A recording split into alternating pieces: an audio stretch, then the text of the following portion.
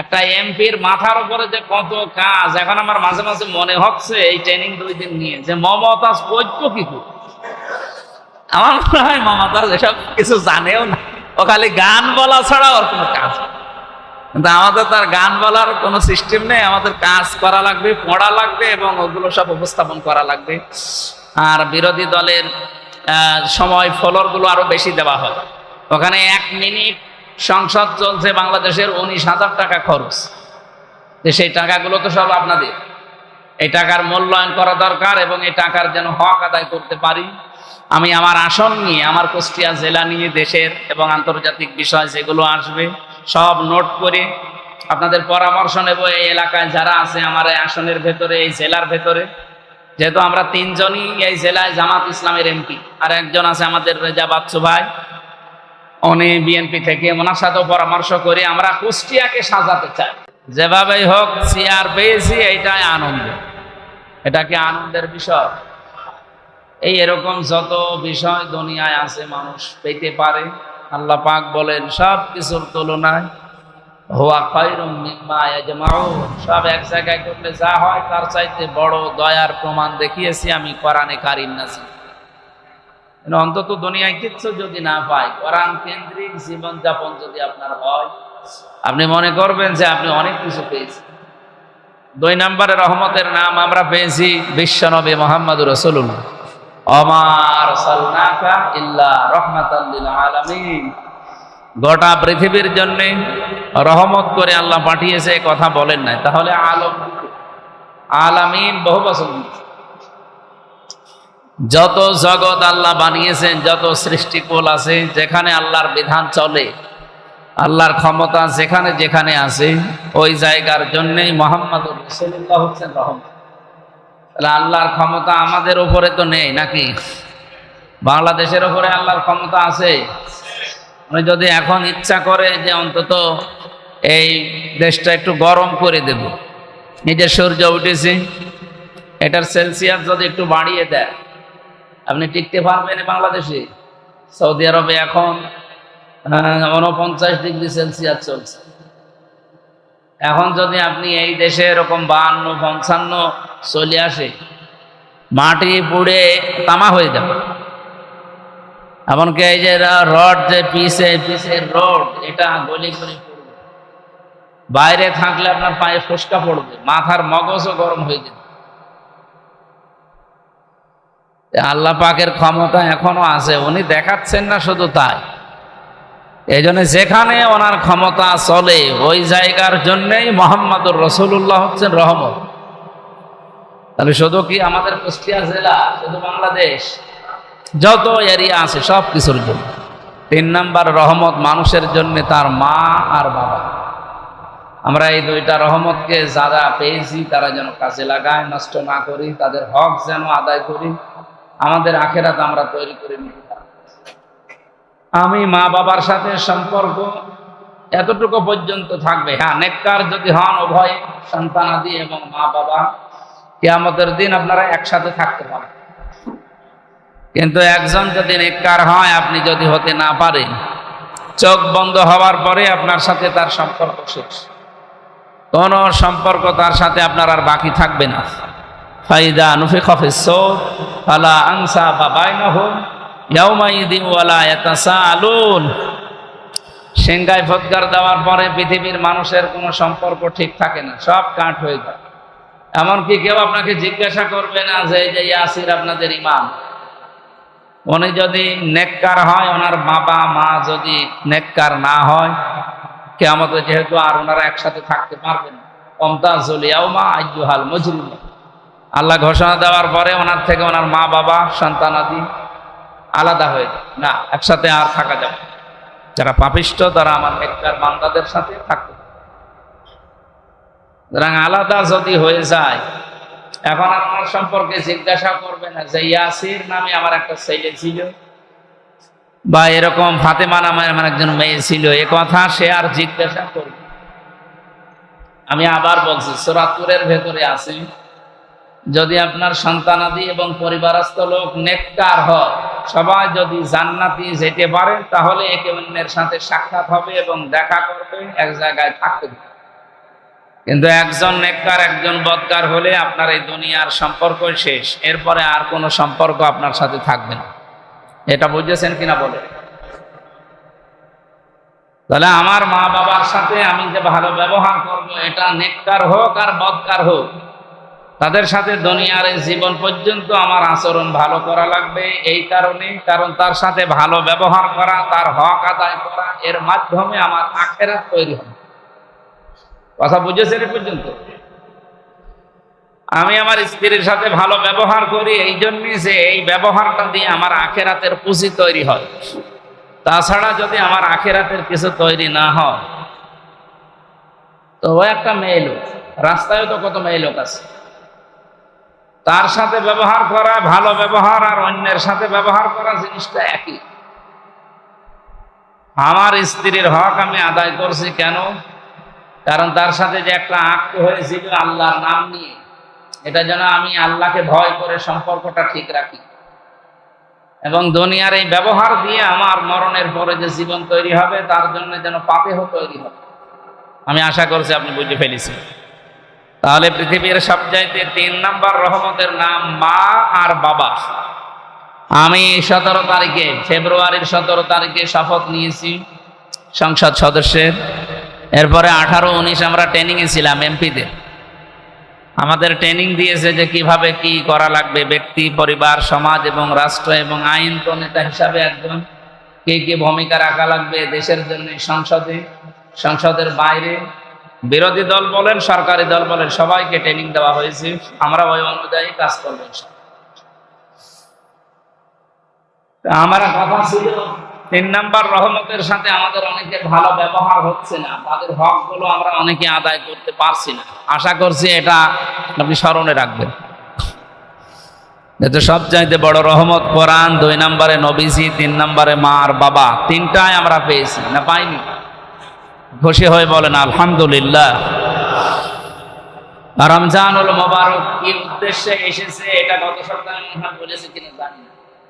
তাকওয়া অর্জন করার জন্য। এ পর্যন্ত শুনেছেন তো যে রমজান আসতেছে আমাদেরকে তাকওয়াবান করার জন্য, খোদা ভীতি অর্জন করার জন্য। এ পর্যন্ত শুনেছেন?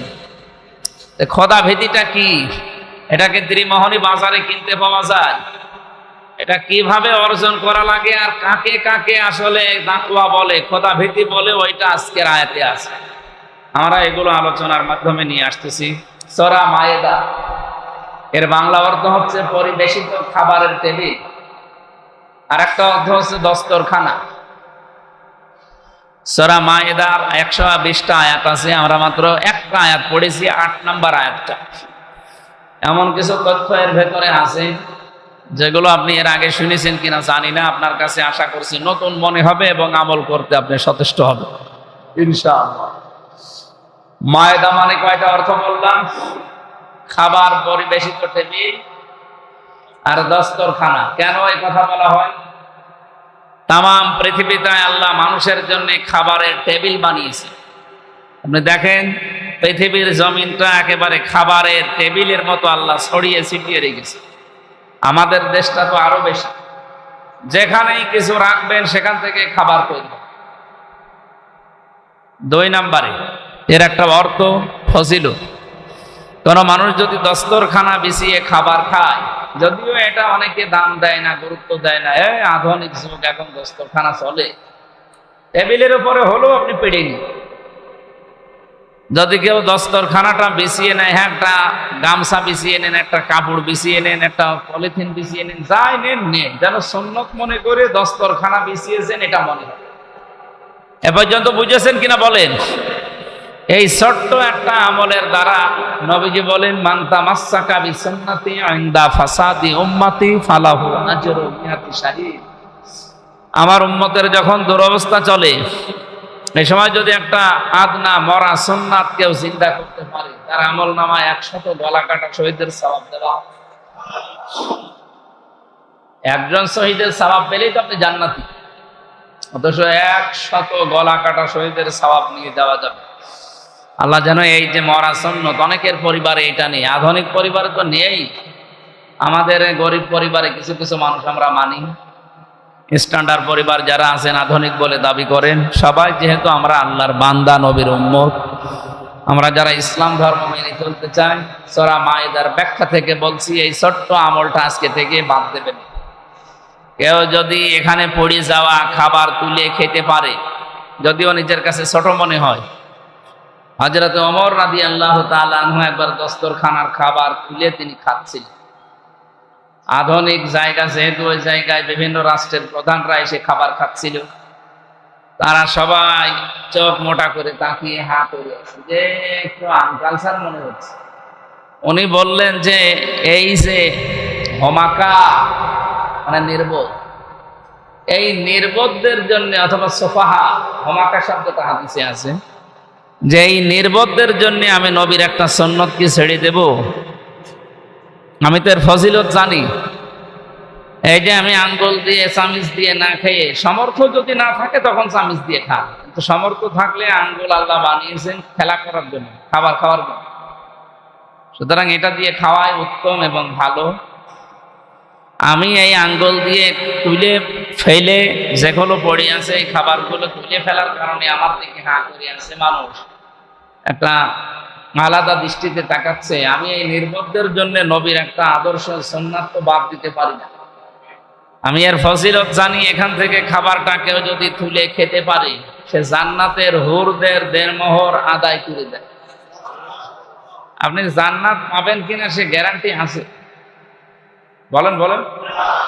অথচ আপনি যদি এই সুন্নাতটা পালন করেন, এর সারমর্ম হচ্ছে আপনি জান্নাত পাবেন, এবং জান্নাতের হুরদের সাথে যে দেড়মোহর দেওয়া লাগে, এই খাবার তোলার কারণে দেড়মোহর আল্লাহ আদায় করবে।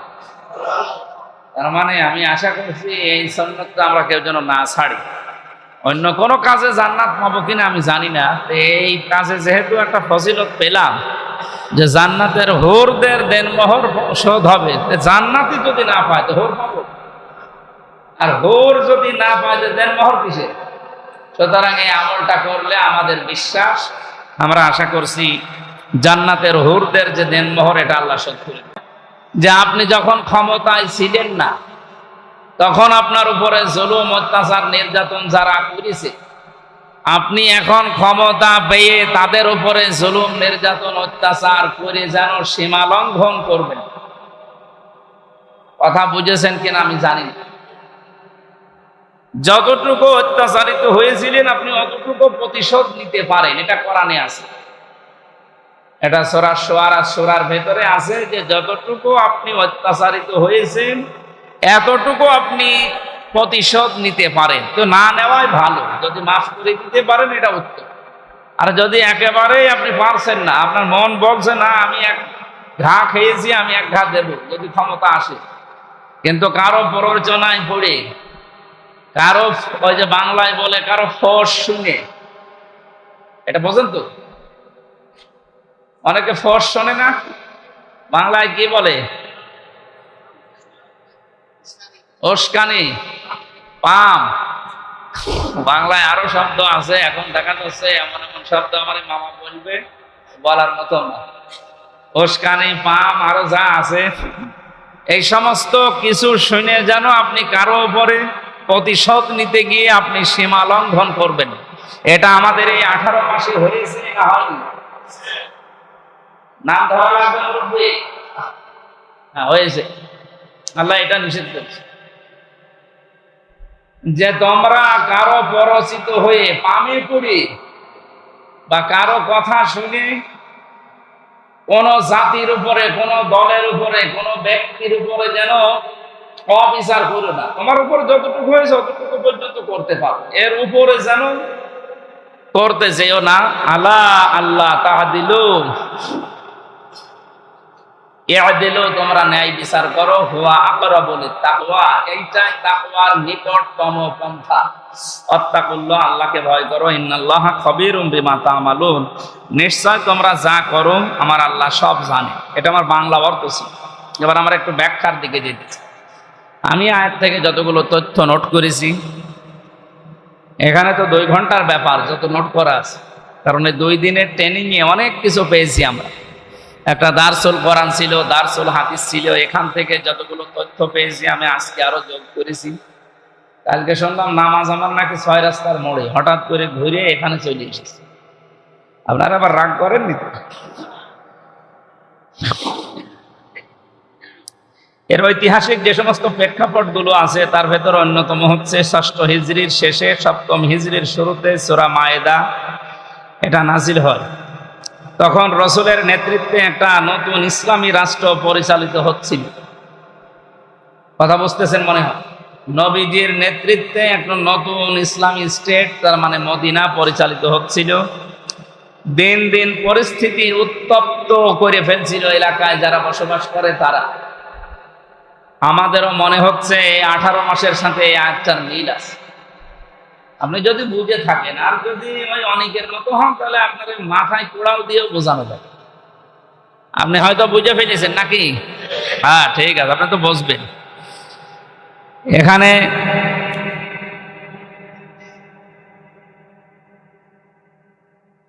এই রাষ্ট্রকে নিশ্চিহ্ন করার জন্য বদর, উহুদ, আহজাবের বিভিন্ন যুদ্ধ দিন দিন এগুলো হতেই থাকে এবং উত্তপ্ত হয়ে যায় মদিনা।